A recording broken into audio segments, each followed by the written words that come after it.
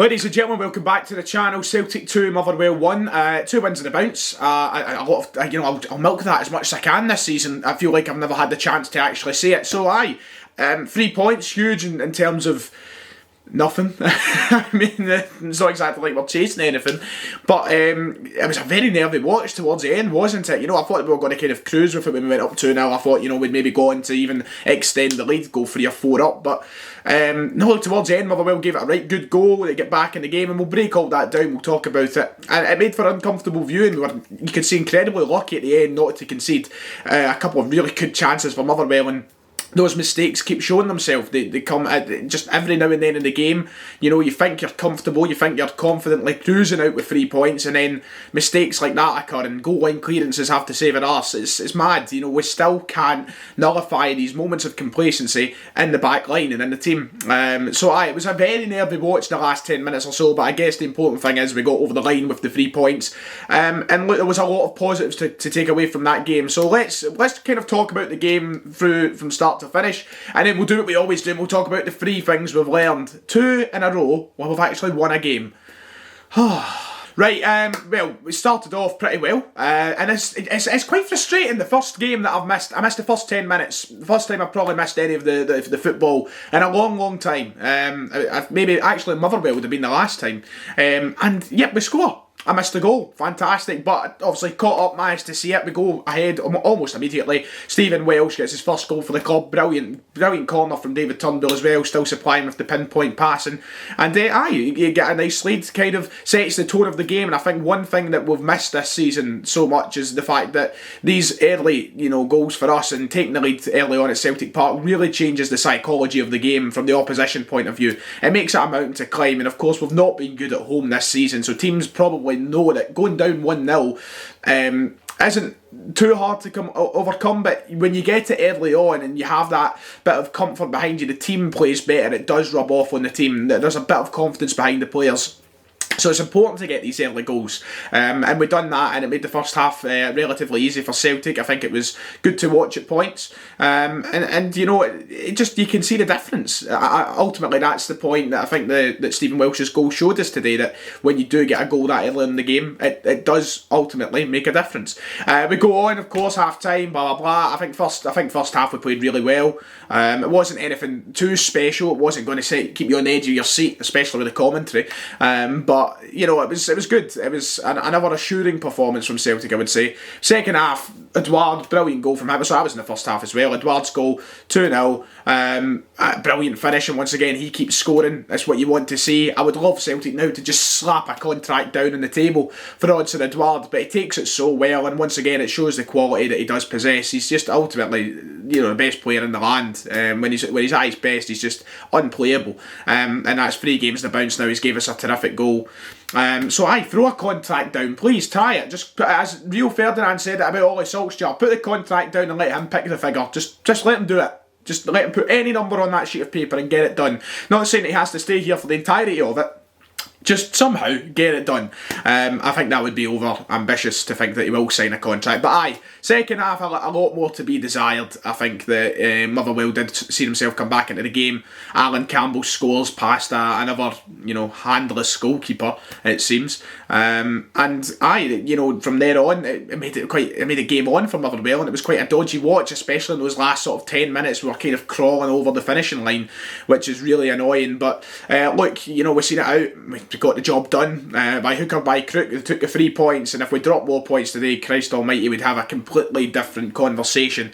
And the game itself, I really liked what Kenny offered again on the right hand side. I thought Taylor was also good today. I don't know why he was took off so early, but I liked what was happening on both the right and left hand side from the full backs, especially Kenny. I've started to really want him after only 2 games. Well, not like me, get ahead of myself, but I liked what they offered down those right and left hand sides. Turnbull, the thing that bothers me about David Turnbull is, and you know what, we're going to put this in the 3 things we've learned, and it's not about Turnbull that bothers me, it's how he's been used. So this is the first thing we've learned. Turnbull should be playing in the position Rogic was in today. There was a few questionable decisions, I think, in the starting lineup and the tactic that we went and started the game with. First of all, what has Ismaila Soro done? Is it shat and Lennon's breakfast or such? Because why is he on the bench all of a sudden? Why is Brown back in the starting 11? Brown looks done. He's finished. And Sorrell's sitting on the bench to accommodate him again, and I just don't understand. It's frustrating. But let's come to Turnbull and Rogic. Turnbull should be in the position Rogic was in today every single week. We've seen how good he was when he came into the team at first, playing in that role. And now we've got him over in that role that we'd usually have Christie in, where he's drifting over to the right and he's sitting in behind Rogic. No, he is the attacking playmaker. He is the one that should be in behind the strikers, not Rogic. Rogic, I think we have now come... I don't even know where we stand with Rogic, because he plays well and he doesn't... But it's just so inconsistent. But the way Turnbull's been playing, why are we moving him around to accommodate others? Why is he not the player sitting in behind the strikers? That's where he should be. So that's the first thing I think we've learned today. I think for as much as it was good to see Turnbull get an assist, and he obviously delivered the ball incredibly well for the first goal, and I still think there was a lot of positives in his game, we are going to see so much more from him if you move him up. He's not as useful in the area he's getting played in today. Move him higher up the park, move him in behind those strikers, and let him ping these passes to the strikers. No, I say ping these passes, not like he's pinging them. It's not like fucking Wayne Rooney hitting it from 50 yards in the park. It's just these final balls with a little bit of vision that some other players don't have. You know, he slips it through for a Yeti or a Edouard. With him there, it's so much more effective. And he's just, scoring more goals than Rogic has this season. So, for me, I think it's daft. I think that Turnbull should be up there. And I guess then you've got to kind of accommodate to bring someone else back in the team. But for me, I just think it's really stupid to go backwards from what was working so well. So I want to see Turnbull back in that role.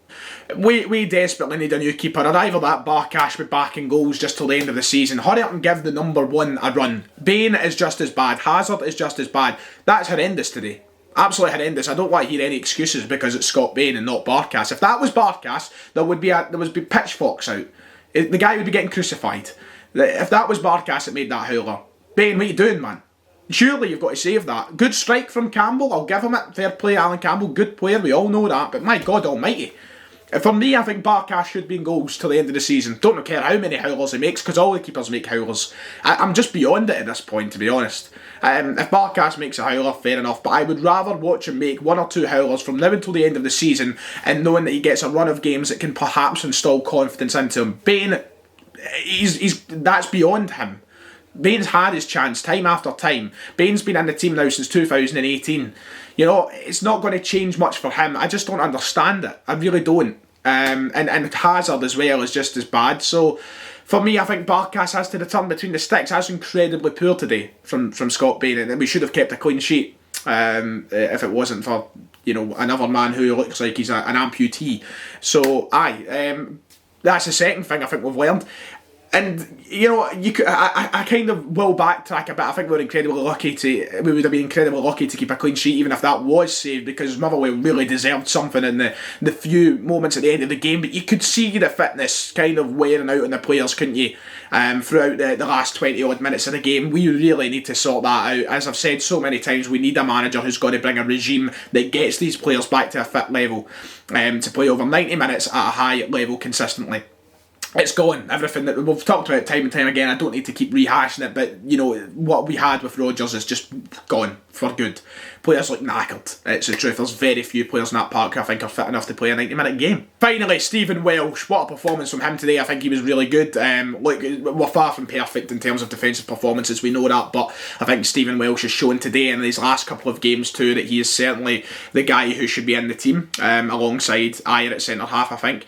Of course, we don't know when we'll see Julian again, but Duffy should be nowhere near that starting lineup. And the worst part about it is you just know in Lennon's next game he's going to throw Duffy back on the park, isn't he?